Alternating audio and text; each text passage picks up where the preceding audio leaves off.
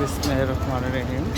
ইউডাব্লিউ4-এর একটির মাল কমপ্লিট হয়ে গেল, এটা চলে যাবে টেস্টিং কভার সহ। আর ওখানে সাব ওভার একটু এয়ার ফিটিং হয়ে গেছে 18.5 ইঞ্চি বয়স্কাল দিয়ে, আর একটু 6 ইঞ্চি বয়স্কাল 21 ইঞ্চি সাব, দুইটা সাব চলে যাচ্ছে।